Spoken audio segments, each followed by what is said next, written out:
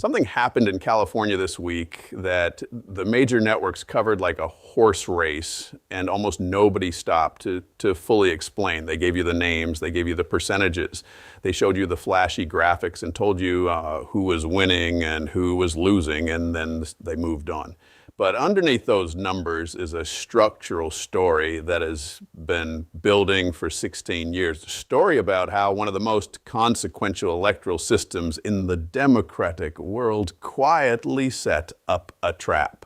And on June 2nd, 2026, that trap either sprung, or came within inches of springing, in ways that should have every political analyst in North America rethinking their assumptions about what is possible in a state that was supposed to be permanently blue. On the surface, this looks like a California primary. 2 candidates advanced in the governor's race. An incumbent mayor faces a runoff. Routine stuff. But underneath, something the Golden State has not seen in decades just happened. A Republican candidate finished first in a California gubernatorial primary, and a reality television star who lost his home in a wildfire just positioned himself to potentially become the mayor of the 2nd largest city in the United States. Stay with me, because the mechanics of how this happened, why it happened, and what it means for November, not just for California, but for the entire North American political landscape, it's a story nobody is telling the way it deserves to be told. If you are not subscribed yet, do it right now and turn on notifications, because this story is not settled. The votes are still being counted. The runoff is still months away, and every development from here changes the November calculus. You will want to be here from the beginning when this story reaches its conclusion. Here's what the major networks covered. On June 2nd, 2026, California held its primary elections. The race to replace term-limited Democratic Governor Gavin Newsom attracted over 60 candidates. On the Los Angeles mayoral side, incumbent Karen Bass faced 14 challengers, including reality television personality Spencer Pratt and progressive city council member Nithya Raman. The headline said, "Republicans performed strongly. Democrats avoided a worst-case scenario. Results are still being counted." That is technically accurate, and it is almost completely useless as analysis. What the mainstream coverage consistently missed was the structural story underneath the vote totals. The fact that with roughly 56% of ballots counted, Republican Steve Hilton sat in first place with 28% of the vote. That Democrat Xavier Becerra held second at 26%. That Tom Steyer, despite spending enormous sums, sat in third at 20%. And that billionaire Democratic donors had spent months warning their own party that this exact scenario, a Republican finishing first in a California governor's primary, was not only possible, but structurally predictable, given how the state's electoral system works. Most coverage also missed the data point that should have anchored every single story filed that night. Statewide turnout as of Thursday morning sat at approximately 27%. And within that 27%, something striking. Republicans had returned more ballots than Democrats, despite Democrats outnumbering Republicans in California registration by nearly double. That last point is where this story lives, and almost nobody is explaining it properly. Before we go deeper into what happened, you need to understand who Steve Hilton is, because his background is not incidental to this story.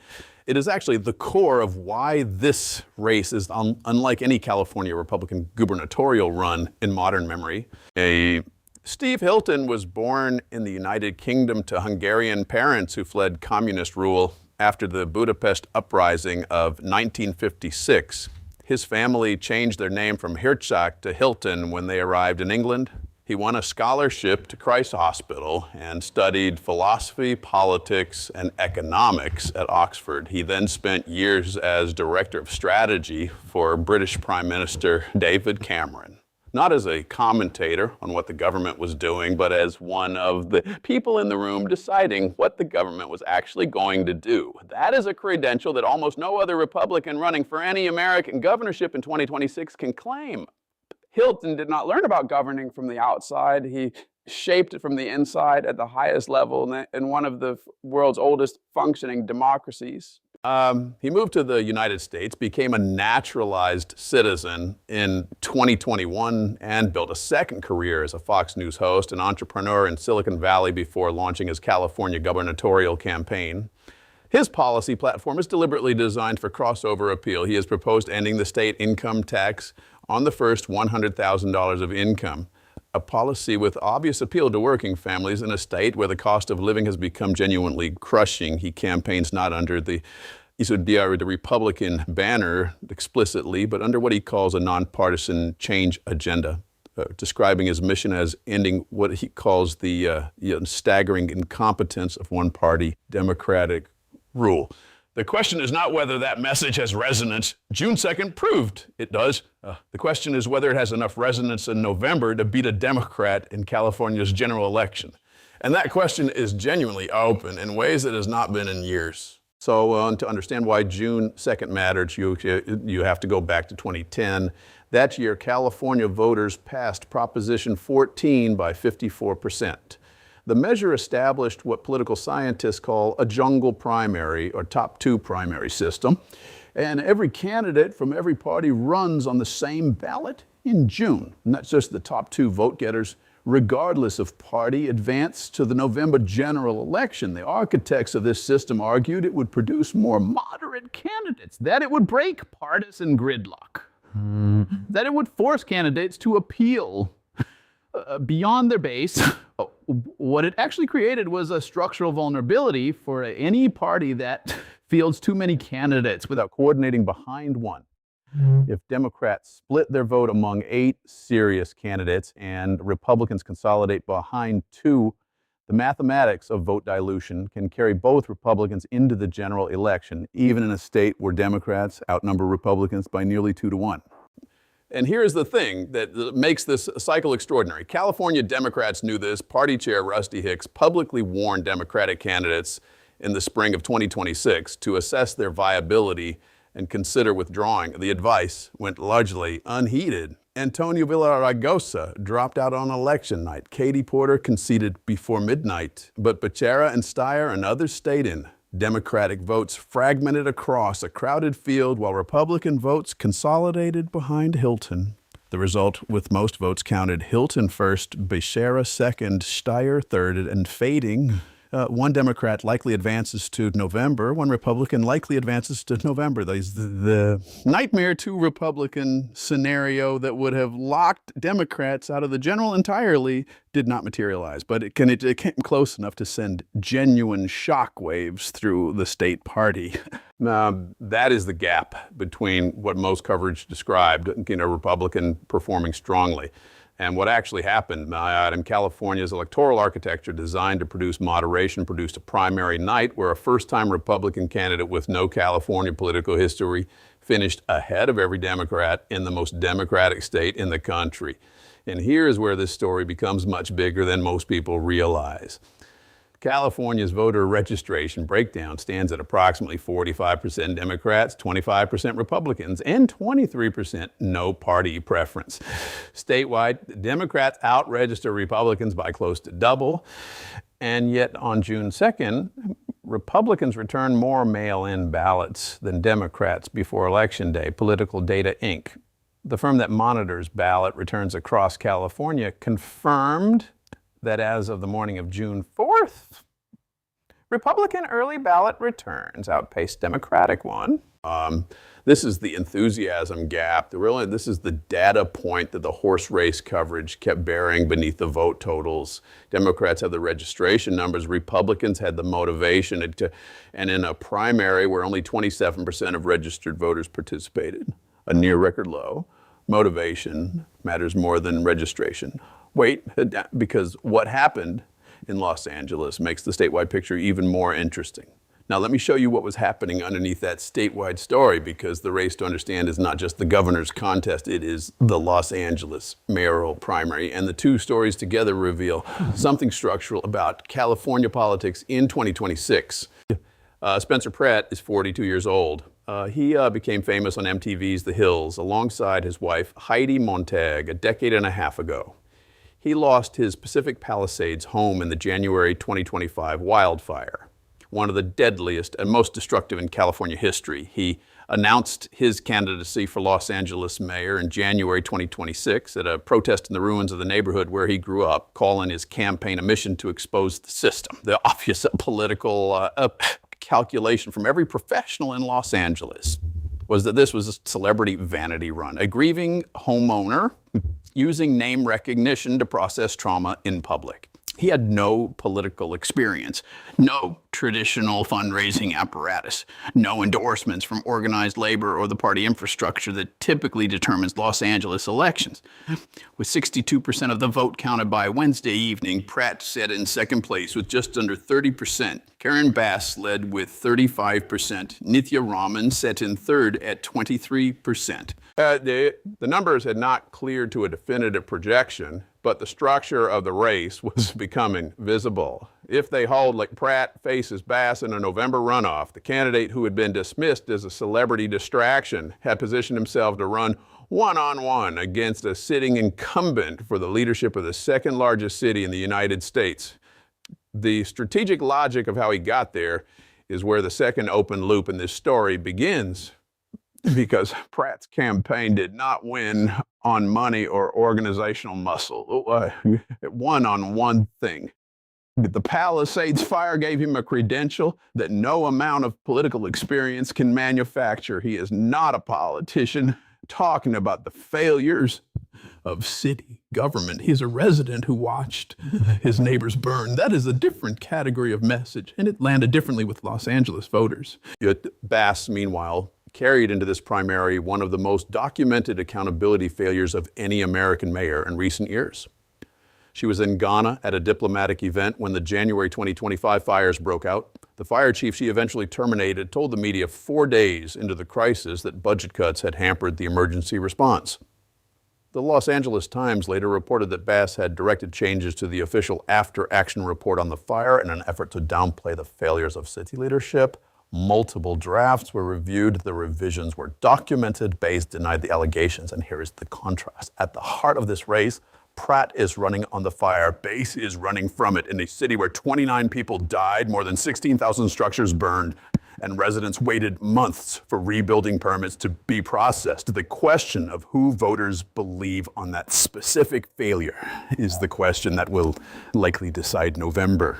Now let me give you the numbers, because this is where the story goes from political narrative to documented structural reality. First number, 27. That is the approximate percentage of California registered voters who cast ballots in the June 2nd primary as of Thursday morning, among the lowest primary turnout figures in the state's modern history. For context, the 2022 primary produced 33% turnout. In that low enthusiasm environment, Republican ballot returns outpaced Democratic ones, despite Democrats holding a near 2-to-1 registration advantage statewide. Second number, 181,934. That is the number of Californians counted as homeless in the most recent federal point-in-time report covering 2025 data released in late May 2026. It represents a 2.8% decrease from 2024, the first meaningful drop in years. California still accounts for nearly 1 in 4 homeless people in the entire United States, despite representing approximately 12% of the national population. Third number, 150,000. That is the net population loss California experienced in 2025, according to a March 2026 study from UC Berkeley's California's policy lab, but not total population, and the state still has roughly 39 million residents. But net migration outflow, working families, many of them middle class, leaving for Nevada, Arizona, Texas, Florida. Housing costs in neighboring states are running at roughly half of California prices. That number explains, more than any polling data, the emotional fuel behind both the Pratt and Hilton campaigns. Fourth number, 28. Steve Hilton's vote percentage in the governor's primary, with 56% counted, in a state where no Republican has won a statewide race since Arnold Schwarzenegger in 2006. in a state where Democrats hold a 45 to 25 registration advantage. That 28 is not a landslide. It is not proof of a red wave, but it is the first time in the modern California primary era that a Republican gubernatorial candidate finished in first place going into a potential general election matchup. Those four numbers together tell a story that vote totals alone do not. Low turnout, high Republican enthusiasm, persistent population decline, and a structural electoral vulnerability created a primary result that California's political establishment spent months hoping to avoid, and nearly could not. Let me bring this out of the boardrooms and the briefing rooms, because at some point every geopolitical confrontation of this scale stops being about governments and starts being about people.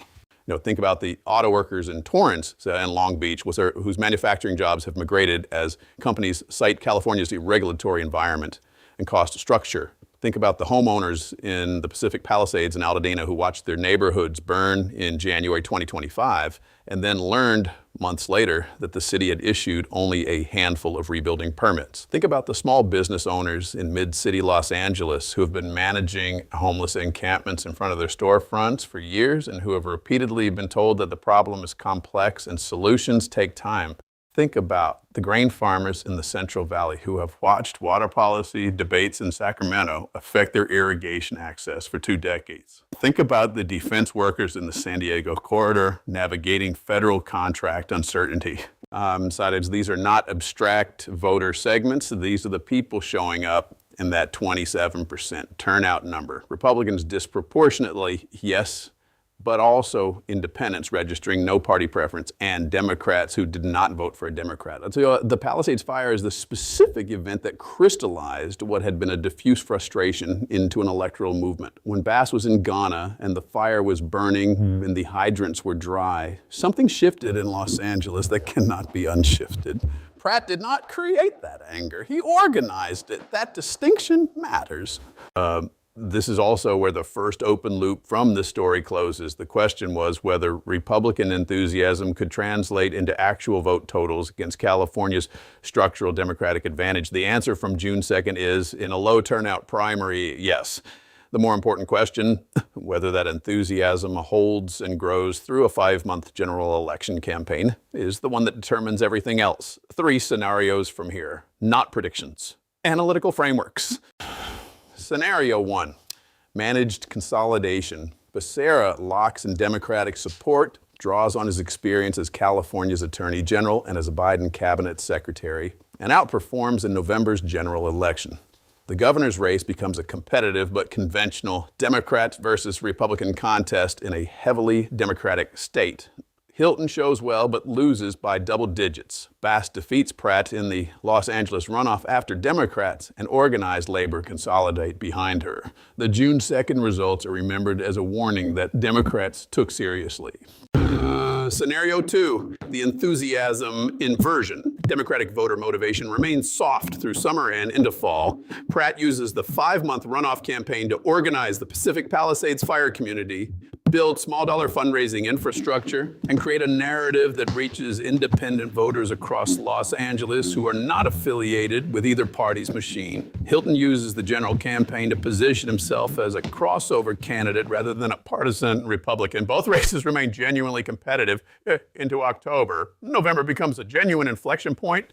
It's scenario 3, structural realignment. So if something happens between now and November, as a second major governance failure, a significant economic event, legal development related to the fire response, and that breaks the race open. So Pratt wins the mayoral runoff outright. Hilton, with federal support and the continued enthusiasm gap, becomes genuinely competitive for the governorship. California does not flip to Republican governance permanently, but it signals a break in the structural assumption that the state is safe Democratic territory at any level, and that signal reverberates nationally. I am not telling you which scenario plays out. The structural incentives, honestly, still favor the Democrats since November. California's 45% Democratic registration does not evaporate, but scenario 1 requires Democratic voter motivation to recover. And right now, the data does not support assuming that recovery is automatic. 3 questions this story leaves genuinely open. One, what does Xavier Becerra do between now and November to close the enthusiasm gap? Does he run a base mobilization campaign, or does he try to pull independent and crossover voters away from Hilton the way Hilton is explicitly targeting them? The answer to that strategic question may determine more about November than any other single variable. 2, does the Palisades Fire After Action Report controversy resurface in the Los Angeles mayoral runoff in a way that becomes legally, not just politically significant? There are ongoing investigations. Documents were reviewed. If new findings emerge between now and November, the Pratt race changes shape entirely. 3, how does California's historically slow vote count affect the narrative? California counties have 30 days to count ballots on a provisional basis. Some of the closest races will not be clear for weeks. In an information environment where narratives calcify fast, who controls the story of what June 2nd meant may matter as much as the final certified totals.